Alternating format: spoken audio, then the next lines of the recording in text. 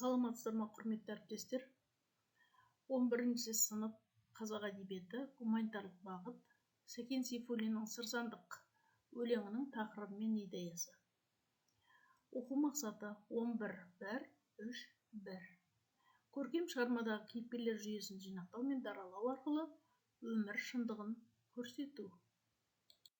Сабақтың мақсаты өлеңнің тақырыбы мен идеясын анықтайды.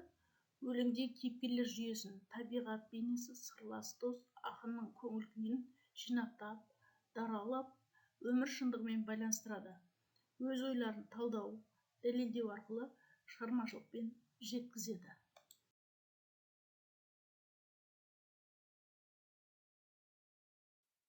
Сабақты бастамас бұрын сынып оқушыларын 3 топқа топтастырып аламыз. Топтастыру әдісі достық қазынасы деп аталады.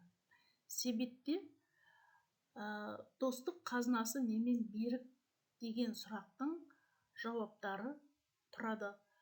Ол жауаптар ақ қағаздың ішінде болады. Оқушылар солардан теріп алып, өзінің таңдағанын оқып шығады. Сенім деген жазуы бар қағазды алған оқушылар бір топ, адалдық екінші топ, құрмет деген жазу бар парақшаны алған оқушылар үшінші топқа бірігеді. Сабақтың қызығушылықты ояту сәті арқылы біз өлеңнің тақырыбы мен идеясын тауып алатын іс-әрекеттерді жасаймыз.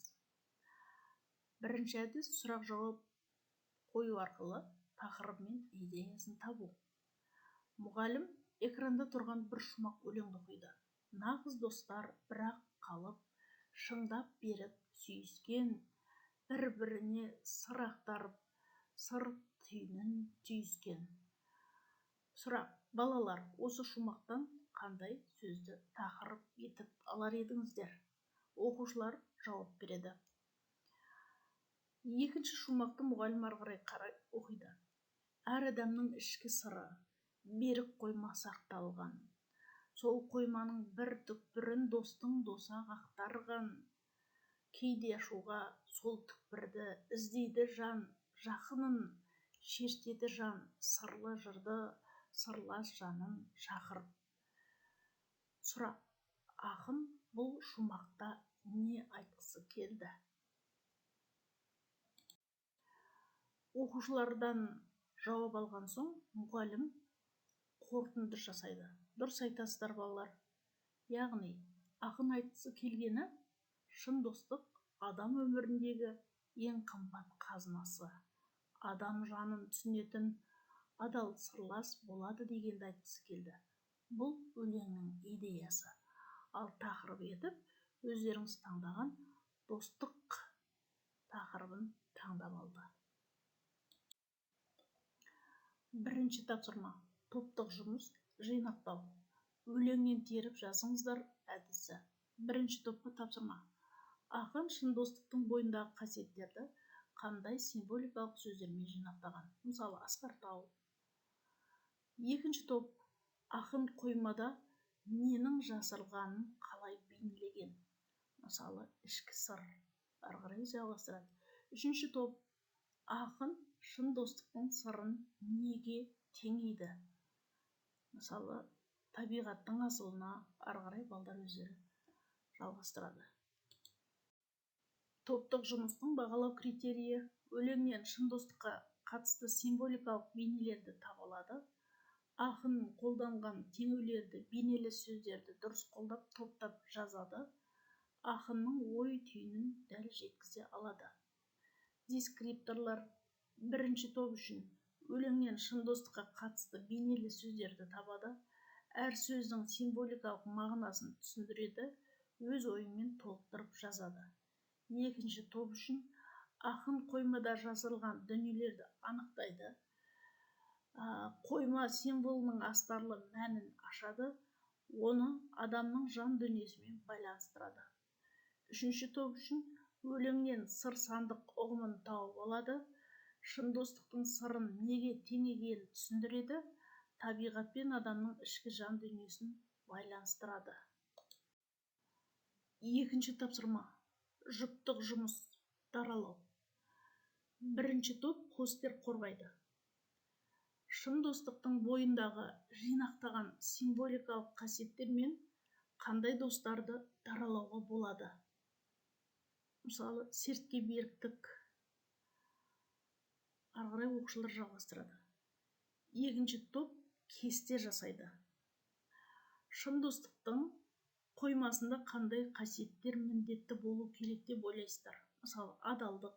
Ары қарай оқушылар жалғастырады. Үшінші топ суретпен бейнелейді. Шын достықтың қандай табиғат құбылысымен ерекшеленіп көрсетесің? Шын достықты қандай табиғат құбылысымен ерекшелеп көрсетесіңдер? Мысалы, жарқыраған күн. Оқушылар ары қарай жұмыс жасайды.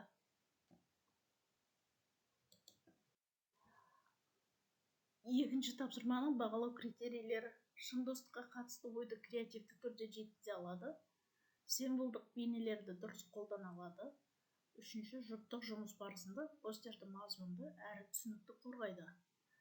Дескрипторлар: бірінші топ үшін кесте құру, өлеңнен алынған символдық қасиеттерді нақты достық қасиеттермен байланыстыра алады. Қасиеттерді кестеге жүйелі жазады, достық қасиеттерін дәлелмен түсіндіреді. Екінші топ үшін табиғат құбылысына теңеу. Шын достықты табиғат құбылысына теңейді, таңдаған құбылыстың қасиетін достықпен байланыстырады, өз ойларын дәлелмен қорғайды. Үшінші топ үшін суретпен бейнелеу. Достықтың қоймасында болуы тиіс қасиеттерді атайды, әр қасиетті бейнелейтін сурет таңдайды немесе салады, сурет арқылы ойды қорғайды. Үшінші тапсырма жеке жұмыс, өмір шындығы. Бұл тапсырманы орындау барысында оқушылар жасанды интеллектіні қолдана отырып орындайтын болады. Мен шын достықты қалай түсінемін деген сұраққа оқушы бірінші жасанды интеллектіге сұрақ қояды. Шын достықты дегенді қалай түсінесің? Және жасанды интеллект берген жауапты дәптеріне жазады. Сосын сол сұрақты өзі де жазып, өз көзқарасы жазылған пікірді жасанды интеллекті жазған пікірмен салыстыра отырып, Венн диаграммасын жасайды. Сол жақ бөлігіне жасанды интеллект айтқан ойды жазады, оң жақ бөлігіне өз ойын жазып, ортақ жерге екеуінде кездесетін ұқсастықтарды жазып шығады. Міне жеке жұмыста оқушы осы тапсырмаларды орындайды. Бағалау критерийі: жидің жауабын қолданады, өз ойымен салыстырады, диаграмма арқылы ұқсастық пен айырмашылықты көрсетеді. Дескриптор: жасанды интеллект айтқан 2-3 ойды дәптерге түсіреді, өз пікірінен 2-3 ойды жазады, Венн диаграммасын дұрыс толтырады, ұқсас тұстарын ортақ бөлікке енгізеді. Бұл тапсырмаларды орындау барысында оқушыларда салыстыру дағдысы дамиды. Венн диаграммасын орындау арқылы оқушылар талдау және жинақтау қабілетін арттырады. Тапсырма оқушыға өзіндік пікірдің құндылығын сезіндіреді, әркімнің ойы маңызды деген түсінік қалыптастырады. Сабақтың өне бойындағы орындалған топтық, жұптық, жеке тапсырмалар барысында мұғалім мен оқушылар арасында кері байланыс болып, орындалған тапсырмаға қалыптастырушы бағасы қойылып отырады. Сабақтың соңында рефлексия тыңдалып, оқушылардың сабақтан алған әсері, оқушылар сабақтан нені құнды етіп алды, оқушылар үшін не құнды болды, оқушылар үшін не қызық болды, және олар үшін не қиын болды. Міне осыларды стикерге жазып, сандыққа салады. Үй тапсырмасы ретінде менің сыр сандығым тақырыбына коллаж немесе сурет салу тапсырмасы беріледі. Сау саламатта болыңыздар.